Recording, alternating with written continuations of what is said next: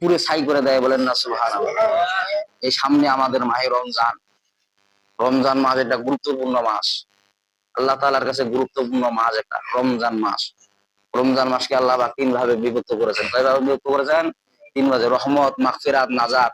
আল্লাহ পাক বললেন যে রহমতের যখন তুমি 10টা রাখবা, 10 দিন রহমত, আর মাঝখানে মাগফিরাত, তারপর হলো নাজাত।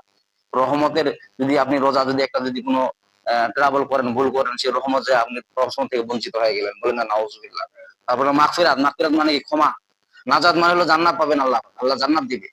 যখন রমজানের 10টা প্রথম 10 পহেলা রোজা রাখবেন, তখন আপনার প্রতি কি আল্লাহ তাআলার 10টা রহমত নাজিল হয়ে যাবে, সাকিনা নাজিল হয়ে যাবে, সুবহানাল্লাহ। আর যখন মাঝখানে 10টা রাখবেন, তখন কি মাগফিরাত মানে ক্ষমা পাবেন আল্লাহ তাআলার কাছে। আর নাজাত মানে কি? আল্লাহ তাআলার কাছে নাজাত পাবেন আপনি, জান্নাত আল্লাহ তাআলা আপনাকে দিয়ে দিবে। এই রমজান মাস 30টা রোজা আল্লাহ পাক সাজাইছেন বান্দার জন্য, না কার জন্য বলেন দেখি? বান্দার জন্য সাজাইছে। কেন বান্দার জন্য সাজাইছেন? এই জন্য সাজাইছেন যে বান্দা যেন মাসুম হয়ে আমার দরবারে চলে আসে। কেমন মাসুম? মায়ের গর্ভে পেটে যখন ছিলেন তখন কি ছিলেন? মাসুম ছিলেন। যখন সাবালক হয়ে যান, তখন আপনি শয়তানের ধোকায় পড়ে অনেক রকমের খারাপ কাজ করেন। আল্লাহ পাক বলেন যে আমি এইভাবে রমজান দেই এবং 5 ওয়াক্ত নামাজ দিয়েছি, বান্দাদেরকে ভালো ভালো আমল দিয়েছি, যেন বান্দা নিষ্পাপ হয়ে আমার দরবারে চলে আসে, বলেন না সুবহানাল্লাহ। আমাদের আসল বাড়ি কোথায় বলেন দেখি? আমাদের আসল বাড়ি হলো জান্নাতে। আমাদের আসল বাড়ি জান্নাতে। আমরা জান্নাতে অবতরণ করেছিলাম, কিন্তু হাওয়া আলাইহিস সালাম এবং আদম আলাইহিস সালামের গন্ধম ফল খাওয়ার কারণে কি হয়ে গেল? ফাকুলা মিনহা রাগাদান হাইতু শিতুমা ওয়ালা তাকরাবা হাযিহি শাজারাতা ফাতাকুনা মিনাজ জালিমিন। আল্লাহ পাক বলতেছেন, হে আদম, বনি আদম, তুমি জান্নাতের যে কোনো স্থান থেকে তুমি ফলমূল সবকিছু খাও, কিন্তু একটা গন্ধম ফুলের একটা গাছ আছে, এই গাছের নিকটবর্তী তুমি হয়েও না। যদি হও তাহলে কি হবা? তুমি জালেমদের অন্তর্ভুক্ত হয়ে যাবা। যখন এই কথা আল্লাহ পাক বললেন, বলার পরে এই আদম আলাইহিস সালাম শুনলেন, শোনার পরে তারপরে হাওয়া আলাইহিস সালাম কিন্তু এই কথা শুনেন নাই। মানে আদম শুনছেন কিন্তু হাওয়া শুনেন না। আর হাওয়া না শোনার কারণে কি করছে? ওই যে মুরব্বী শয়তান, শয়তান 3টা সূরা ধরতে বেশি পছন্দ করে। শয়তান 1 নাম্বার হলো শয়তান মুরব্বী সূরা ধরতে বেশি পছন্দ করে। আর 2 নাম্বার হলো শয়তান মেয়ে লোকের রূপ ধারণ করতে বেশি পছন্দ করে। মেয়ে যুবতী লোক বুঝেন না, মেয়ে লোক যুবতী মেয়ে যেগুলা, ওরাই কিন্তু শয়তানের ভোগা পড়ে, ওরাই পুরুষকে কিবা করে, অবহেলিত করে। আপনি যত পরিমাণে চালাক হন, পুরুষ চালাক পুরুষ হন, কিন্তু একটা নারীর কাছে আপনি দুর্বল হয়ে যাবেন। আল্লাহ দুর্বল করে দিছে আপনার ওখানে, আকৃষ্ট এমন করে দেন। আল্লাহ পাক বলছেন যুইয়িনা লিন-নাসি হুব্বুশ শাহাওয়াতি মিনান নিসাই ওয়াল বানিনা ওয়াল কানাতিরিল মুকানতারাতি মিনাজ যাহাবি ওয়াল ফিদ্দা।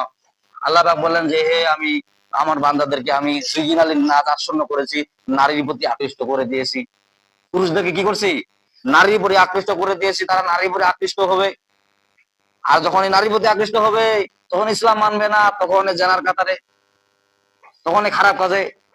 এই যত মনে করেন যে খারাপ কাজ সব মহিলা, দেখবেন যে মহিলা, বাড়ির মহিলা, ওই শাশুড়ি আর বহু, বহু আর শাশুড়ি, বেটার বউ আর ওই ওই বেটার ওই শাশুড়ি, দুজনে লাগে খেলে সম্পর্ক কাটা। ওই এক প্রাইভেট পড়ায়, ওই এক প্রাইভেট পড়ায়। ছোট বেটার বউ বলে শাশুড়ি বিয়ে, ওই শ্বশুর বিয়ে করে না, কত শ্বশুর এটা করছে ওইটা করছে, ওরকম আকাম কাম সব দেখবেন খালি ওই মহিলাদের ভিতরে। কারণ মহিলাদের উপর শয়তান বেশি ভর করে। মহিলাদের উপর কি করে? শয়তান বেশি ভর করে, যার কারণে ওই শয়তানে বেশি ধোকা দেয় কার? মহিলারা শয়তান চলে। আল্লাহ পাক বলেন শয়তান 2 প্রকার। শয়তান কয় প্রকার? শয়তান 2 প্রকার। আল্লাহ পাক বলেন মিনাল জিন্নাতি ওয়ান নাস, জিন শয়তান এবং মানুষ শয়তান। জিন শয়তান লা হাওলা ওয়ালা কুওয়াতা ইল্লা বিল্লাহ পাঠ করবেন, চলে যাবে, কিন্তু মানুষ শয়তান যাবে না। যাতে লা হাওলা ওয়ালা পাঠ করেন, ও বড় আপনার থেকে লা হাওলা ওয়ালা পাঠ করবে। এই জন্য মানুষ শয়তানের জন্য লাখি লাখি। একটা আছে বুখারী হাদিস, একটা হলো বেখারী হাদিস। বেখারী হাদিস মানে বুঝায় ওই মায়ের মায়। বুখারী হাদিস দিয়ে কাম হবে। বুখারী হাদিস দিয়ে আনে শয়তান লা হাওলা ওয়ালা কুওয়াতা পাঠ করবেন, পালাবে, কিন্তু মানুষ শয়তান যাবে না। মানুষ শয়তান এত খারাপ। আমাদের আজকের জমার আলোচ্য বিষয় হলো সামনে মাহে রমজান। আর আজকে বিষয় আলোচনা হলো মানুষের ইমানটা তরুতাজা কেমন থাকা দরকার। মানুষের ইমানটা তরুতাজা কেমন থাকা দরকার। বাকি সাহাবীদের ইমান তরুতাজা কেমন ছিল। আমি আপনাদের সামনে যে আয়াতে কারিমা তেলাওয়াত করেছি সূরা আনফালের 2 নম্বর আয়াত। সূরা আনফালের 2 নম্বর আয়াত। সূরা আনফাল 8 নম্বর সূরা। এটা মদিনায় নাজিল হয়েছে। এই সূরা যখন নাজিল করেন, তখন যুদ্ধ চলাকালীন এই সূরা আল্লাহ পাক নাজিল করেছেন, বলেন না সুবহানাল্লাহ। আনফাল শব্দটা তো হইলো যুদ্ধর অস্ত্রপাতি। আনফাল শব্দটা কি? যুদ্ধের অস্ত্রপাতি।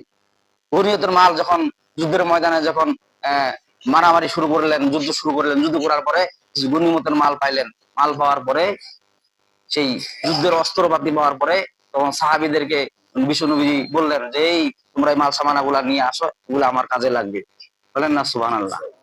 সেই অস্ত্রপাতি নিয়ে আসলেন। সেই অস্ত্রপাতি যখন নিয়ে আসতেন তখন ওই সূরা আনফাল নাজিল করেছেন আল্লাহ পাক, বলেন না সুবহানাল্লাহ। মানে অস্ত্রপাতি, যুদ্ধের অস্ত্রপাতি গুলা কি করবে এই রায় দেওয়ার জন্য আল্লাহ পাক কোরআনের আয়াত নাজিল করে দিয়েছেন, বলেন না সুবহানাল্লাহ। এই মুমিনদের ঈমান কেমন হওয়া দরকার সেই বিষয়ে আল্লাহ পাক সূরা আনফালের আমি যে আয়াতে কারিমা তেলাওয়াত করেছি তার মধ্যে আছে, বলেন না সুবহানাল্লাহ।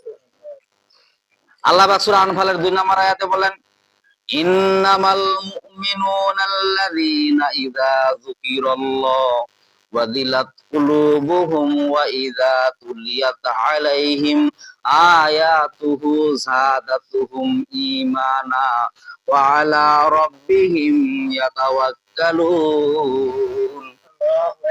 আল্লাহ রাব্বুল আলামিন বলে ইন্নামাল মুমিনুনাল্লাযীনা ইযা যুকিরাল্লাহ, ইন্নামাল মুমিনুনাল্লাযীনা ইযা যুকিরাল্লাহ, নিশ্চয় খাঁটি মুসলমান ইমানদার তো ওই ব্যক্তি ইযা যুকিরাল্লাহ ওয়াজিলাত কুলুবুহুম, যখন আল্লাহর নাম শুনে তার অন্তরটা কেঁপে উঠে, বলেন না সুবহানাল্লাহ। ইমানদার খাঁটি মুসলমান তো ওই ব্যক্তি, ইমানদার মুসলমান ওই ব্যক্তি ইন্নামাল মুমিনুনাল্লাযীনা ইযা যুকিরাল্লাহ, যখন আল্লাহ তাআলার নাম স্মরণ করে সাথে সাথে তাদের অন্তরটা কেঁপে উঠে, নড়ে উঠে। আর আমরা কেমন মুসলমান, আমার অন্তর কেঁপে উঠে না, নড়ে উঠে না? নারায়ে তাকবীর যখন স্লোগান দেওয়া হয়, আল্লাহু আকবার তাকবীর দেয়, মুসলমানের অন্তর কেঁপে উঠে। আর বেঈমান মুশরিকরা এটা কেমন স্লোগান দেওয়া শুরু করছে? এমন লোক আছে না নাই? নাস্তিক মার্কা মুসলমান আছে না নাই? আল্লাহু আকবার ধ্বনিকে তারা ভয় করে। কেমন ভয় করে? এই তো আছে রাজাকারের দলেরা। একজন কয় পাকিস্তানের দল, আরেকজন কয় রাজাকারের দল, একজন খায় গেছে রাজাকারের দল বলে, আরেকজন কয় পাকিস্তানের দল। দুইটাতে একরকম যুদ্ধপরাধী। ওর ভাষা এর ভাষা খালি একটু চেঞ্জ হয়েছে, দুইটা তো কথা একই রকম হয়ে গেল, ঠিক কিনা বলেন? আল্লাহর ধর্মের মধ্যে যারা রাজাকারের গন্ধ পায় তারা মুশরিক হয়ে যাবে, ইসলাম থেকে খারিজ হয়ে যাবে, তারা মুরতাদ হয়ে যাবে। কারণ আল্লাহ